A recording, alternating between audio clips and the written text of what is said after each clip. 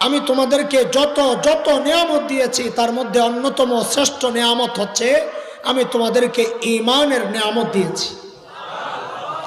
এই জন্যে আল্লাহর পক্ষের সবচাইতে বড় নিয়ামতের মধ্যে একটা নিয়ামতের নাম হইল ঈমান। বুঝে আসছে কথা? 2 নম্বর যেই নিয়ামতের ক্ষেত্রে আল্লাহ মান ব্যবহার করেছেন সেটা হচ্ছে, আমি শুরুতে একটা আয়াতে কারিমা তিলাওয়াত করেছি। আল্লাহ বলেন, লাকাদ মান্নাল্লাহু আলাল মুমিনিনা ইয বাআসা ফীহিম রাসূলা। আল্লাহ বলেন, ও মুমিন, আমি তোমাকে চাইলে মুসা আলাইহিস সালামের উম্মত বানাতে পারতাম, পারতেন কিনা? ঈসা আলাইহিস সালামের উম্মত বানাতে পারতাম, আমি তা করি নাই। আমি তোমাকে আমার শ্রেষ্ঠ রসুলের উম্মত বানাইয়া তোমাদের জন্য শ্রেষ্ঠ শিক্ষক, শ্রেষ্ঠ রসুলকে আমি তোমাদের জন্য পাঠাইছি।